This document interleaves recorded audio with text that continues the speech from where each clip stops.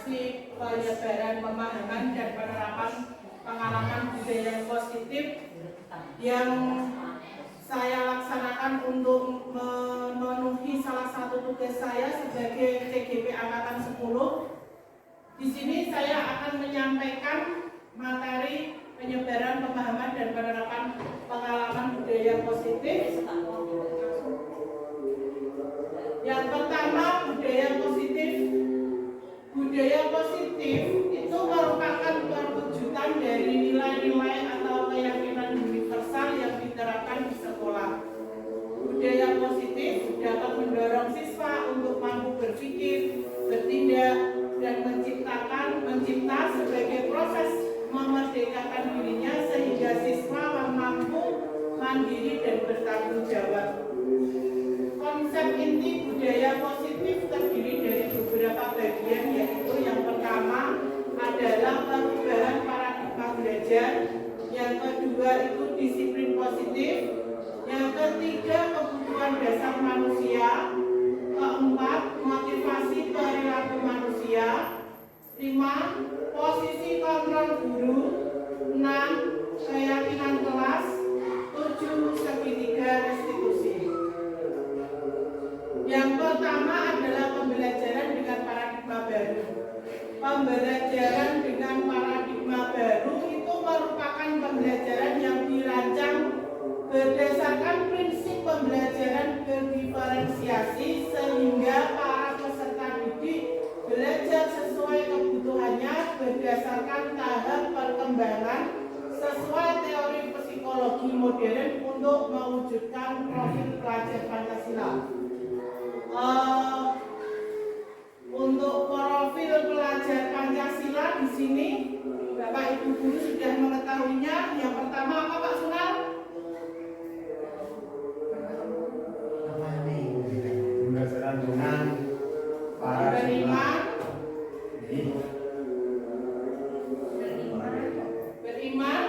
Beriman, berdapat dan Tuhan Yang Maha Esa. Ya, yang kedua ada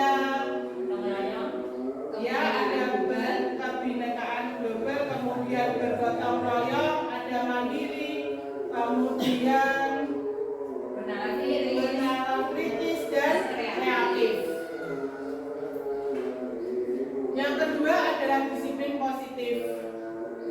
Disiplin positif adalah kebiasaan hal baik, mencakup sikap atau perilaku maupun tutur kata oleh seluruh warga di sekolah, terutama bagi siswa agar dapat berkembang menjadi pribadi yang kritis, mandiri, dan bertanggung jawab.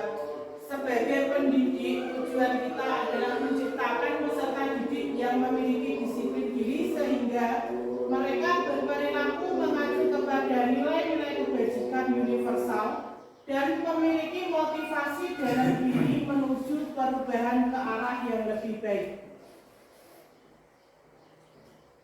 Yang ketiga itu adalah kebutuhan dasar manusia. Kebutuhan dasar manusia merupakan sesuatu yang kita lakukan untuk mendapatkan apa yang kita inginkan. Seluruh tindakan yang kita lakukan memiliki tujuan. Semua usaha terbaik yang kita lakukan agar kebutuhan dasar kita terpenuhi dengan baik. Kebutuhan dasar manusia yang pertama itu adalah bertahan hidup. Bertahan hidup kebutuhannya terdiri dari makanan, pakaian, tempat tinggal, keamanan, dan kesehatan. Kemudian yang kedua itu kasih sayang dan rasa diterima. Mencakup rasa diterima, dipedulikan, berbagi, kerjasama, dan menjadi bagian dalam kelompok. Kemudian yang ketiga adalah penguasaan.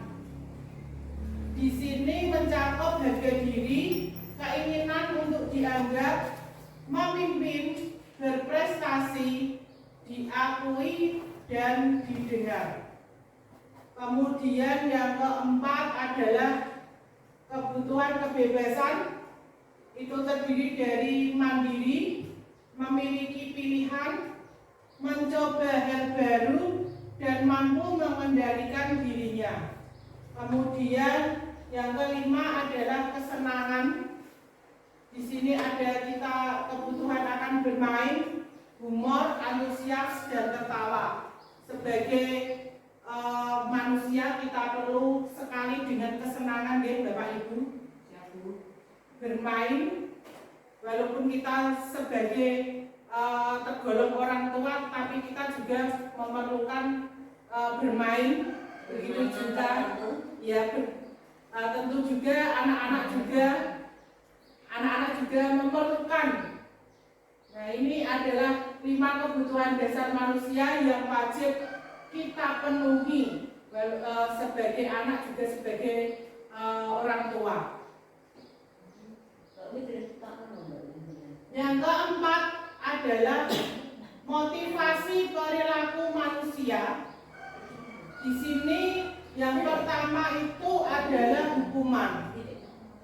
Hukuman bersifat tidak terencana atau tiba-tiba. Yang kedua, siswa tidak tahu apa yang akan terjadi. Kemudian bersifat satu arah. Dan berikutnya adalah berupa hukuman fisik atau psikis. Fisik itu biasanya disuruh lari mengelilingi lapangan, ya. Kemudian disuruh push up. Kalau psikis biasanya apa ini Bapak Ibu?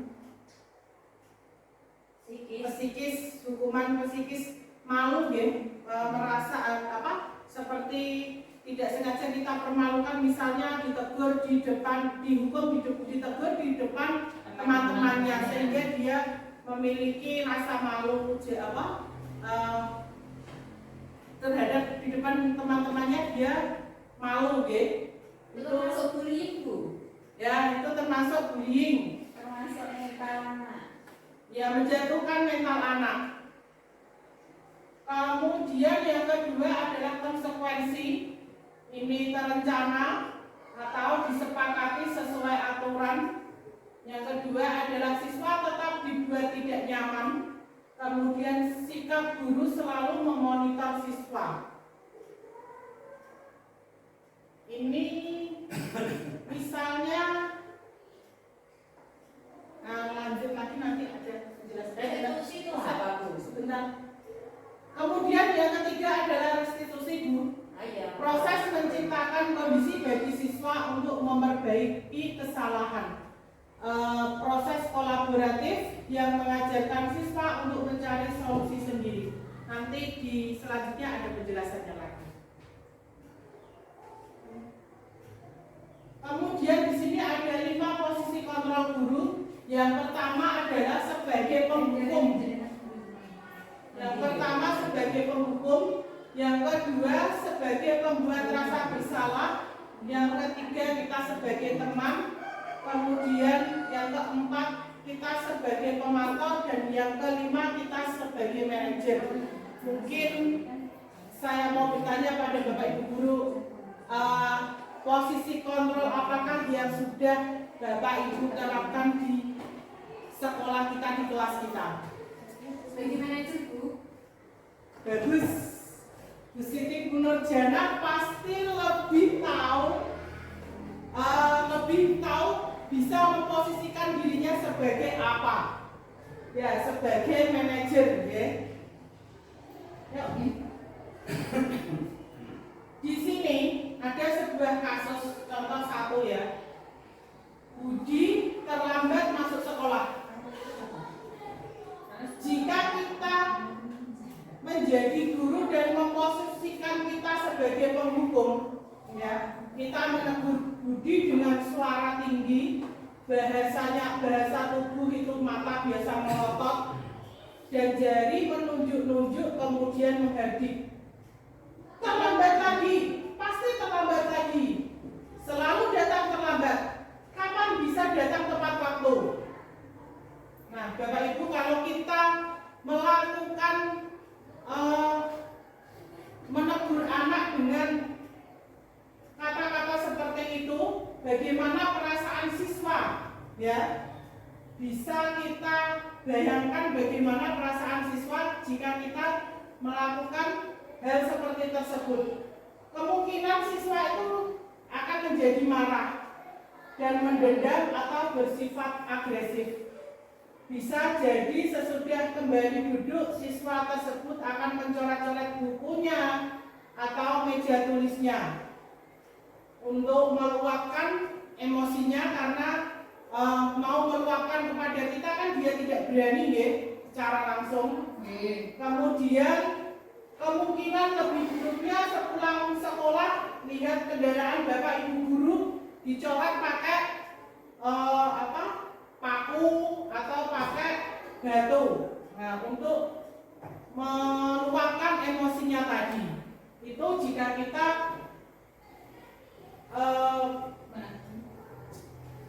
memposisikan diri sebagai penghukum. Yang kedua, sebagai pembuat rasa bersalah. Biasanya ada suara memelas, halus, sedih, bahasa tubuh kita itu merapat pada anak, lesu, melasnya kita sebagai bapak ibu gurunya itu memelas pada anak. Kemudian bahasanya kita misalkan, Budi, kamu ini bagaimana? Kamu sudah berjanji dengan ibu tidak akan terlambat lagi. Kamu kenapa ya senang sekali mengecewakan ibu? Ibu benar-benar kecewa sekali. Kemudian kalau ditegur secara demikian, kita memelas pada anak, bagaimana perasaan anak itu? Mungkin anak akan benar-benar akan merasa bersalah telah mengecewakan bapak atau ibu gurunya, Kemudian siswa akan merasa menjadi orang yang gagal dan tidak sanggup membahagiakan orang lain. Kadangkala sikap seperti ini lebih berbahaya dari sikap menghukum, karena emosi akan tertanam rapat di dalam siswa menahan perasaannya. Dia tidak berani mengungkapkan rasa yang ada pada dirinya. Tidak seperti siswa dalam dengan guru penghukum tadi. Dia berani meluapkan walaupun tidak secara langsung kepada kita. Kemudian tapi di sini siswa akan mengungkapkan atau mengeluarkan amarahnya walaupun dengan cara yang negatif. Siswa yang tertekan seperti inilah yang bisa tiba-tiba meletus amarahnya dan bisa menyakiti diri sendiri atau orang lain. Kemungkinan seperti ada kasus-kasus di luar bisa terjadi bunuh diri dan sebagainya. Yang ketiga adalah posisi kontrol guru sebagai teman. Nada suara ramah, akrab, dan bercanda. Kemudian bahasa tubuh merapat pada anak, mata dan senyum jenaka. Seperti kita bercanda saling berbicara dengan teman sebaya. Ya. Budi, ayolah, bagaimana sih kamu? Kemarin kamu sudah berjanji ke ibu, bukan? Kenapa terlambat lagi? Sambil senyum, ya, kita tertawa ringan seperti dengan teman sendiri. Kemudian, ya sudah, tidak apa-apa, duduk dulu, nanti ibu bantu. Kamu ini ya, biasanya kan seperti itu. Kita berbicara dengan teman sendiri. Kemudian jika kita tegur seperti itu, hasilnya adalah siswa merasa senang dan lebih akrab dengan guru. Itu bisa positif, termasuk dampak positifnya itu. Hanya saja di sisi negatif siswa menjadi tergantung pada guru tersebut. Misalkan di sini kan memang kalau di sini di SD itu gurunya kan satu kelas tidak berubah, hanya tergantung pada satu guru. Walaupun hanya ada guru agama dan guru PJOK. Bila ada masalah, mungkin dia akan merasa bisa mengandalkan guru tersebut untuk membantunya. Akibat lain dari posisi ini, teman atau Budi hanya akan berbuat sesuatu bila yang menyuruh adalah guru tersebut dan belum tentu berlaku sama dengan guru yang lain jika guru lain yang memerintahkan. Lanjut, Mbak. Yang keempat adalah pemantau. Nada suara datar, bahasa lembut, bahasa tubuh formal, oke? Misalnya gurunya, Budi, tahukah kamu jam berapa kita mulai pelajaran? Budi menjawab, tahu Pak. Kemudian lanjut, kamu terlambat 15 menit. Apakah kamu sudah mengerti konsekuensi yang harus dilakukan bila terlambat? Budi menjawab, paham Pak, saya harus tinggal di kelas pada saat jam istirahat nanti dan mengerjakan tugas ketertinggalan saya. Pak Guru berlanjut, ya benar, nanti pada saat jam istirahat kamu harus tinggal di kelas untuk menyelesaikan tugas yang tertinggal tadi. Saya tunggu. Di sini hasilnya itu siswa memahami konsekuensi yang harus dijalankan karena telah melanggar salah satu peraturan sekolah karena memang sudah mungkin ada kesepakatan. Kemudian guru tidak menunjukkan suatu emosi yang berlebihan, menjadi marah atau membuat merasa salah. Siswa tetap dibuat tidak nyaman, yaitu dengan harus tinggal di kelas pada jam istirahat dan mengerjakan tugas. Kemudian guru tetap harus memantau anak tersebut untuk mengerjakan tugas di jam istirahat karena siswa tidak bisa ditinggal seorang diri di dalam kelas. Jadi kita sebagai Bapak Ibu guru tadi yang itu harus menunggui anak di dalam kelas atau di ruangan lain untuk menunggui anak bisa mengerjakan tugasnya. Yang terakhir sebagai manajer, nada suara tulus, bahasa tubuh tidak kaku dan mendekat ke siswa. Misalnya di sini, Budi, apakah kamu mengetahui jam berapa sekolah dimulai? Budi menjawab, tahu Pak, jam 7. Guru, ya, jadi kamu terlambat, kira-kira kamu akan memperbaiki masalah ini? Budi menjawab, ya Bu. Ya Bu, saya bisa menanyakan teman saya Bu untuk mengejar tugas yang tertinggal. Guru, baik, itu bisa dilakukan. Apakah besok akan ada masalah untuk kamu agar bisa tepat waktu ke sekolah? Budi menjawab, tidak Bu, saya bisa hadir tepat waktu. Guru, baik, saya hargai usahamu untuk memperbaiki diri. Di sini siswa itu di posisi manajer, guru memiliki suara yang tulus, tidak perlu marah, tidak perlu meninggikan suara, apalagi menunjuk-nunjuk jari ke siswa, berkaca pinggang atau bersikap seolah-olah menyesal, tampak sedih sekali akan perbuatan siswa ataupun bersenda gurau, menempatkan diri sebagai teman siswa. Fokus pada siswa bukan untuk membahagiakan guru atau orang tua. Siswa sudah mengetahui adanya suatu masalah dan sesuatu yang perlu terjadi. Bila guru mengambil posisi pemantau, guru akan melihat apakah konsekuensinya, apa peraturannya. Namun pada posisi manajer di sini, guru akan mengembalikan tanggung jawab pada siswa untuk mencari jalan keluar permasalahannya. Tentunya dengan bimbingan guru. Di sini anak-anak sudah tahu kesalahannya. Jika kita menempatkan di posisi manajer, tahu akan kesalahannya, kemudian dia tahu untuk mencari solusi yang akan dilakukan untuk menebus kesalahannya tadi, sehingga kesalahan atau pelanggaran yang dia lakukan itu dia tidak akan mengulanginya lagi. Contoh kasus yang kedua, siswa tidak mengerjakan tugas yang diberikan guru. Kalau sebagai penghukum, mungkin ya gurunya berdiri dengan satu kaki di depan kelas, anaknya sudah malu, kemudian dia juga di sini dapat ya hukuman fisik dan psikis. Kemudian membuat rasa bersalah. Kesekian kali ibu sudah ingatkan, kamu senang ya melihat ibu terus-terusan bertindak seperti ini. Dia memelas kepada anaknya. Kemudian sebagai teman, ayo dong kamu kerjakan tugasnya. Nanti kalau sudah selesai kita main game.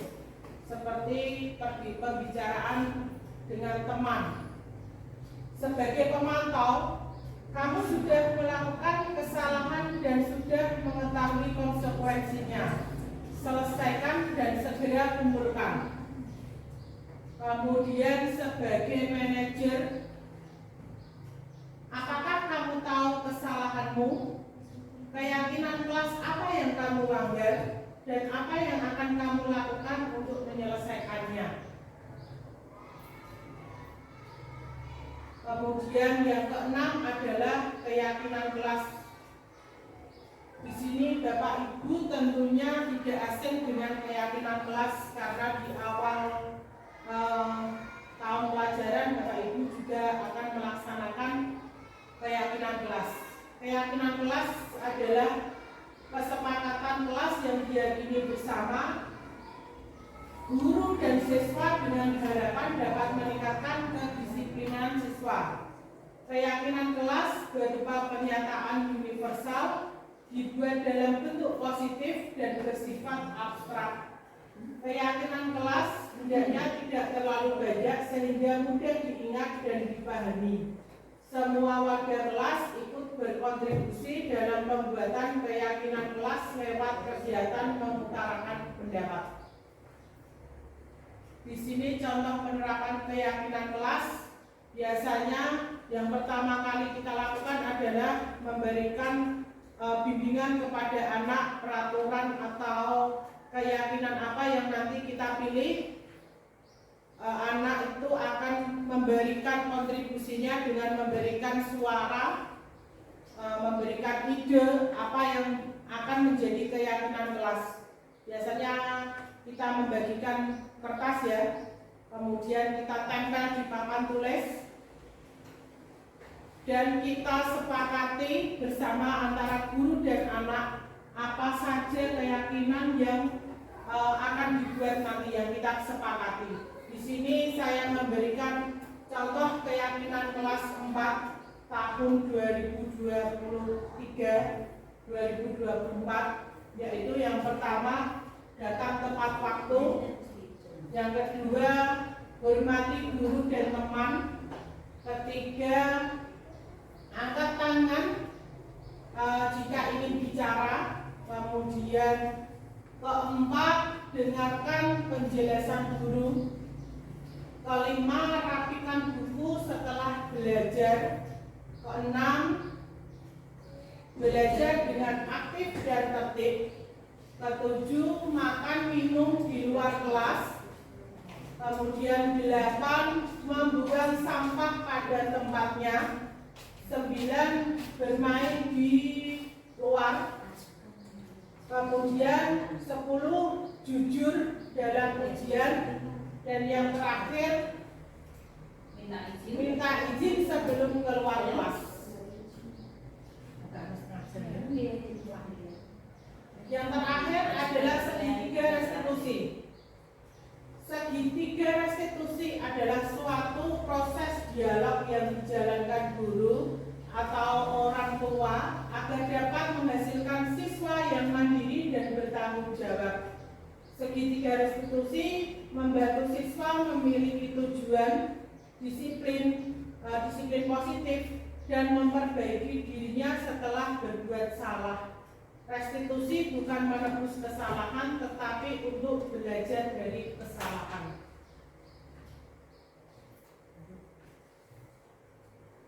Yang pertama, bagian dari segitiga restitusi adalah menstabilkan identitas.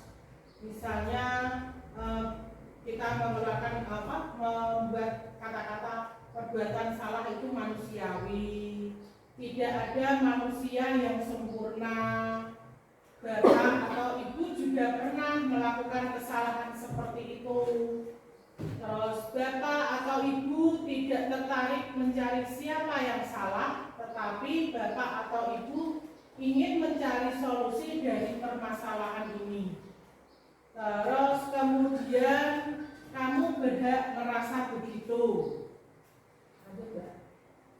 Yang kedua adalah validasi tindakan salah. Di sini kata-kata yang kita pilih, misalnya kamu pasti punya alasan mengapa melakukan itu. Kedua, padahal kamu bisa melakukan yang lebih buruk dari ini ya. Ketiga, kamu patut bangga pada dirimu sendiri karena kamu telah melindungi sesuatu yang penting buatmu. Yang ketiga adalah menanyakan keyakinan. Yang pertama, kata-kata yang bisa kita pilih adalah apa keyakinan kelas kita. Yang di sini yang dimaksud adalah keyakinan kelas yang dilanggar oleh si siswa tersebut. Yang kedua adalah nilai-nilai apa yang kita telah sepakati. Kemudian yang ketiga, seperti apa gambaran kelas yang ideal menurut kamu. Dan yang terakhir, kamu mau jadi orang seperti apa. Ini salah satu contoh kemarin saya melakukan segitiga restitusi terhadap siswa di kelas 4. Ada videonya, tetapi nanti di lain waktu saya akan memberikan contoh video keyakinan kelas, membuat keyakinan kelas dan juga tentang segitiga restitusi. Sampai di sini Bapak Ibu, apakah ada yang mau bertanya? Tanya Bu. Boleh nggak Bu kita membuat keyakinan kelas itu dengan kata-kata yang dengan kata yang negatif? Sebenarnya kok tidak. Contohnya tidak boleh. Tidak boleh ya. Tidak seperti itu. Lebih baik sampah loh ya. Tidak boleh. Tidak ya, membuang sampah. tidak boleh membuang sampah sembarangan seperti itu tadi. Tidak boleh membuang sampah. Kalau tidak boleh membuang sampah di tempat sampah tentunya tidak boleh. Kalau tidak boleh membuang sampah, lebih tepatnya membuang sampah pada tempatnya, diganti seperti itu. Ya, Bu. Ada lagi Bu? Mungkin yang perlu ditanyakan. Bisa peraturan berarti rubah semua itu Bu, karena yang tidak itu banyak. Ya Bu. Demikian usaha pelaksanaan diseminasi yang saya lakukan, semoga bermanfaat untuk saya dan Bapak Ibu semua. Tentunya bermanfaat bagi sekolah kita menjadi sekolah yang lebih baik lagi dan anak-anak juga memiliki disiplin positif yang lebih baik lagi. Terima kasih. Assalamualaikum warahmatullahi wabarakatuh.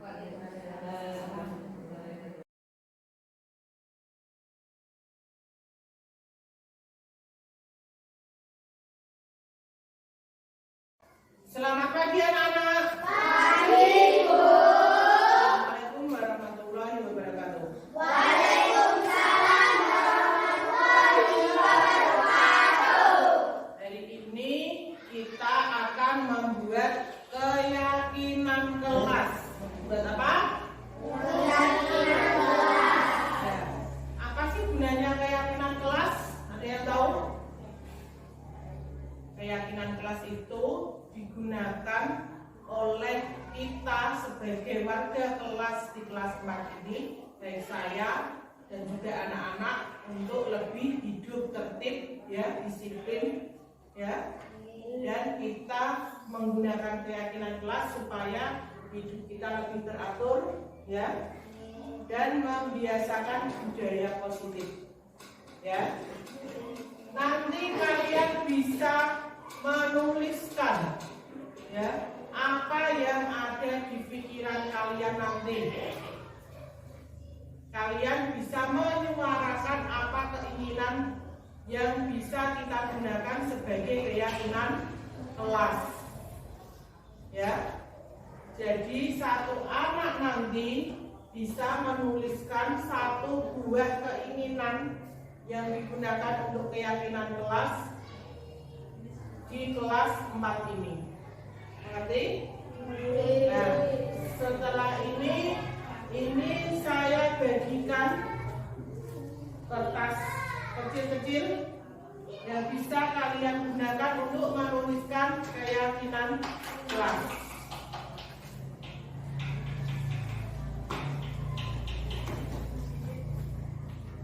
Silahkan yang sudah mendapatkan kertasnya, silahkan menuliskan ide apa yang bisa kalian sampaikan untuk membuat keyakinan kelas kita. Yuk silahkan dituliskan. Yang sudah dapat silahkan tulis yuk. Ditulis tadi sesuai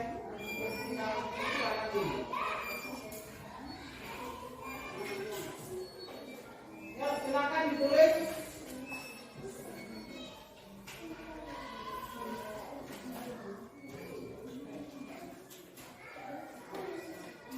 Silahkan dituliskan.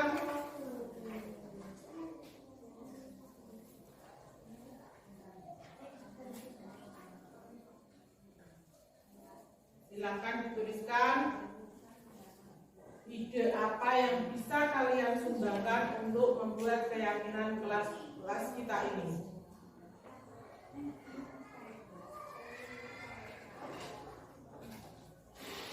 Jika sudah selesai, silahkan maju ke depan untuk menempelkannya di papan tulis. Yuk. Atas, sini. Atas. Yuk.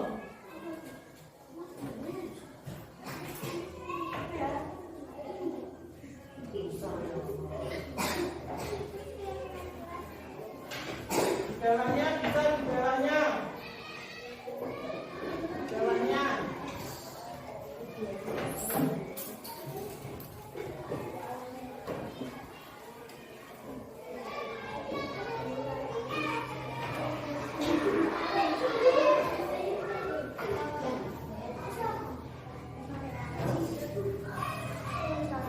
Sudah?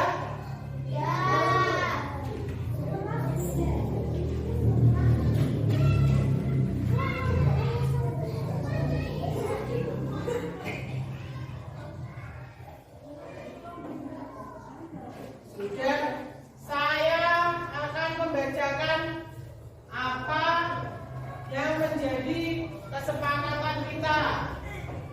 Ini ada yang menuliskan jujur dalam ujian. Rapikan buku setelah belajar. Minta izin sebelum keluar kelas. Hormati guru dan teman. Di sini ada yang datang tepat waktu. Sama.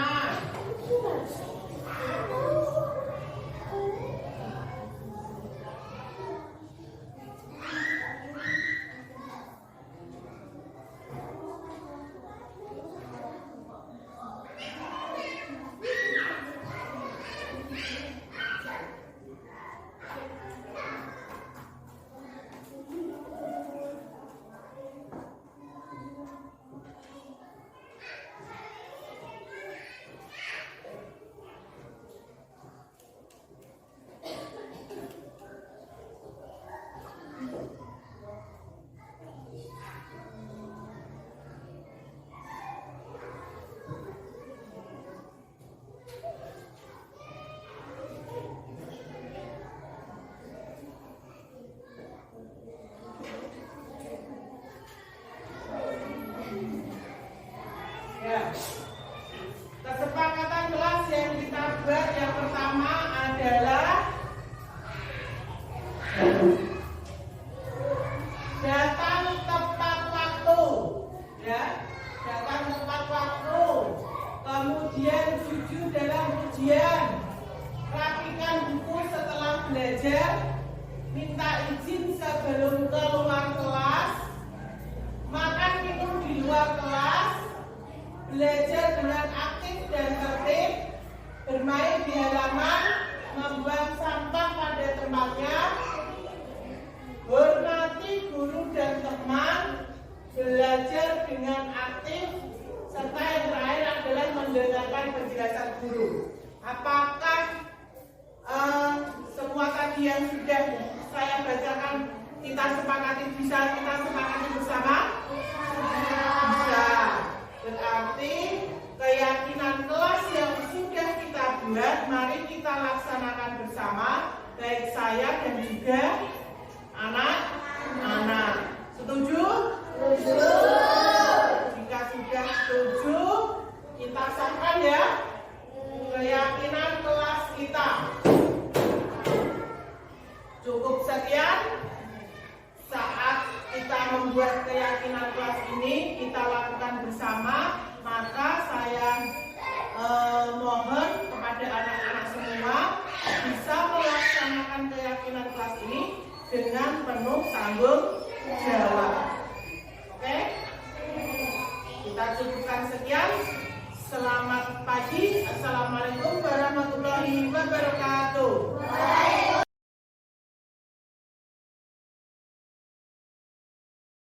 Menyenangkan, bersemangat, senang sekali. Ya, sangat penting. Sangat penting. Tentu sangat penting. Semakin memperkuat rasa saling menghargai.